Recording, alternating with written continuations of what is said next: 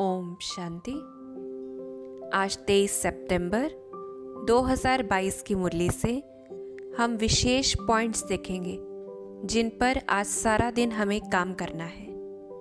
तो आज बाबा ने हमें क्या बताया है। सबसे पहले तो बाबा को याद करने के तरीके आज बाबा ने बहुत सारे बताए हैं। जैसे कि बाप कहते हैं मुझे याद करो, मैं जो हूँ जैसा हूँ, बाप और वर्षे को याद करो। और कैसे याद करना है कि आत्मा स्टार भ्रिकुटी के बीच में रहती है, परमात्मा भी स्टार है और उसमें भी सारा ज्ञान है।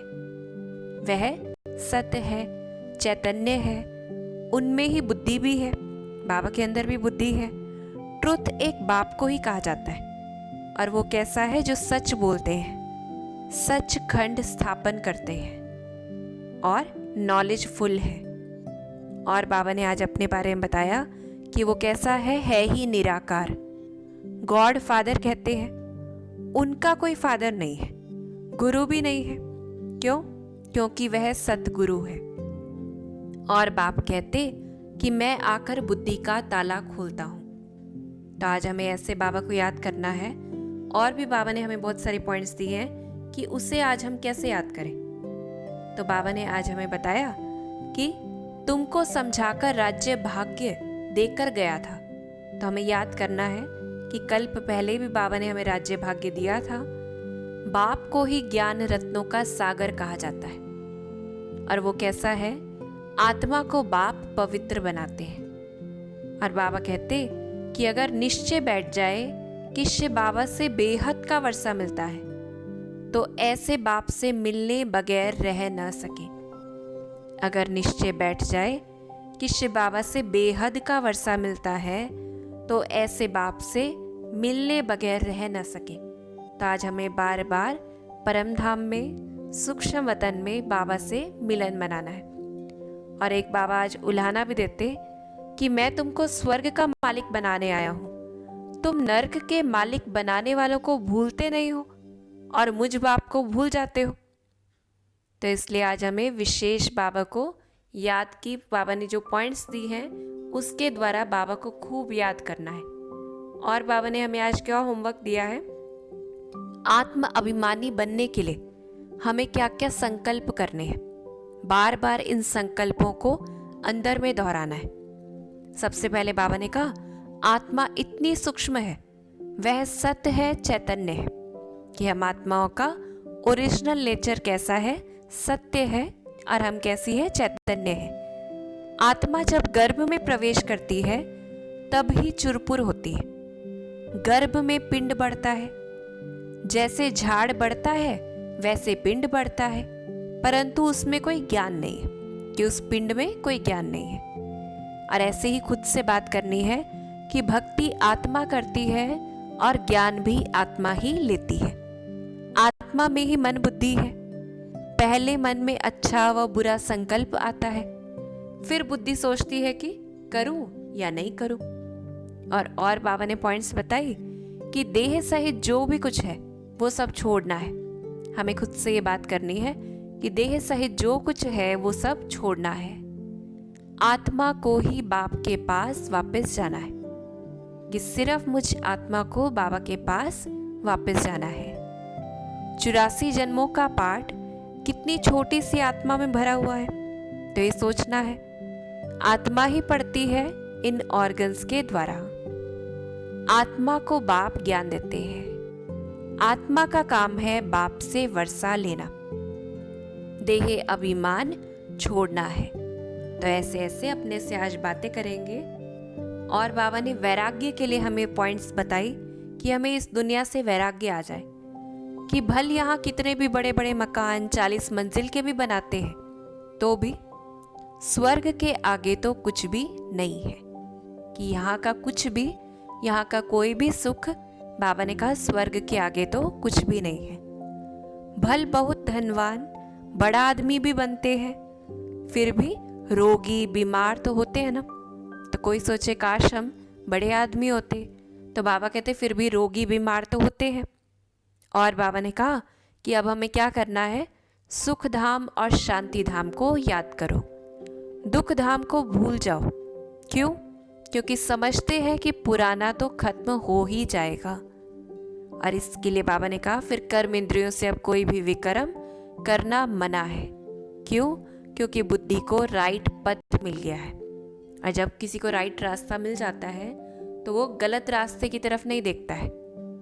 और बाबा ने आज हमें सेवाओं के अलग अलग तरीके बताए हैं जिनसे हम अनेक आत्माओं को समझानी दे सकते हैं तरीके से, कि जैसे ब्रह्मा का दिन और ब्रह्मा की रात गाया जाता है तो हम बता सकते हैं कि दोनों इक्वल होने चाहिए। फिर भारत में ही शिव जयंती मनाते हैं और किसी देशों में नहीं मनाते, तो ज़रूर शिव बाबा आया होगा।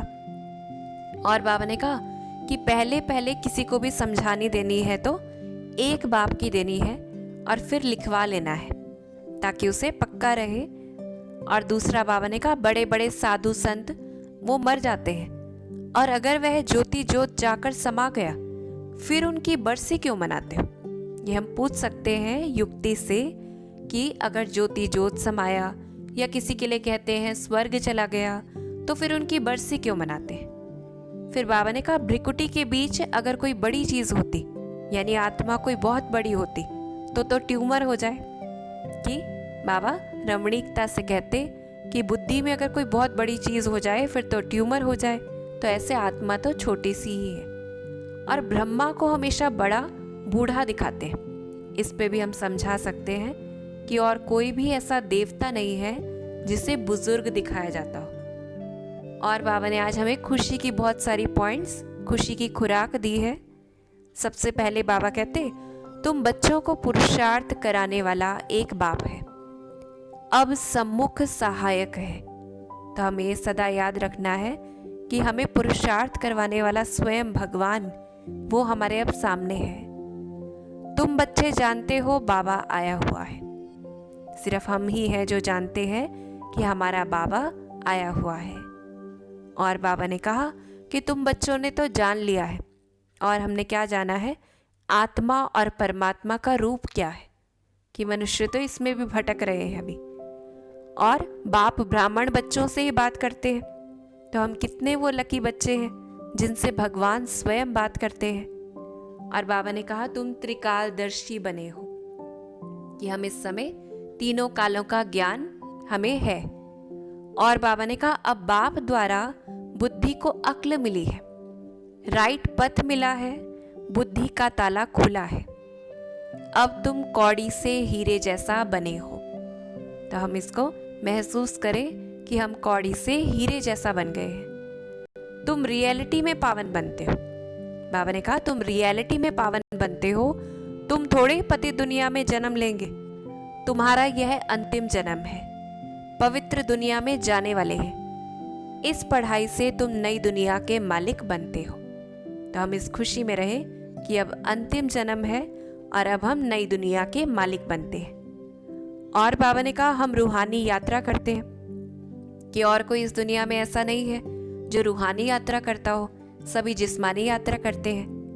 और बाबा याद दिलाते कि कल तुमको राजाई थी, भारत कल स्वर्ग था, तुमको अब राज्य भाग्य बाबा हमें फिर से दे रहे हैं। तो ये हमें याद रखना है, बाप कहते तुमको राज्य भाग्य दे रहे हैं। और क्या बताया आज बाबा ने? अंत में हमें वरदान दिया जिसको हमें सदा स्मृति में रखना है। हम कौन है? होली हंस है। होली हंस की विशेषता क्या है? और सदा ज्ञान रत्न चुगने वाला। तो आज हमें होली हंस बनकर रहना है। और ज्ञान रत्न चुगने का मतलब बाबा ने बताया कि हर समय बुद्धि में ज्ञान रत्न चलते रहे, ज्ञान का मनन चलता रहे तो व्यर्थ नहीं चलेगा, क्योंकि बुद्धि में कुछ तो चलेगा ही। तो क्या करना है? ज्ञान रत्नों को चलाना है। दूसरा होली हंस कैसा होता है? निर्णय शक्ति, व्यर्थ और समर्थ का निर्णय करना है। और सदा स्वच्छ, स्वच्छता अर्थात पवित्रता, कि कभी भी मैलेपन का असर ना हो।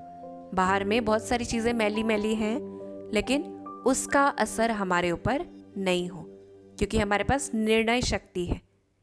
फिर बाबा ने आज हमें स्लोगन में स्वमान दिया है, इसको हम स्वमान के रूप से रखें आज सारा दिन, कि मेरी नाव और मेरी खेवैया, मेरा खेवैया वो मजबूत है, मेरे लिए तूफान भी तोहफा है।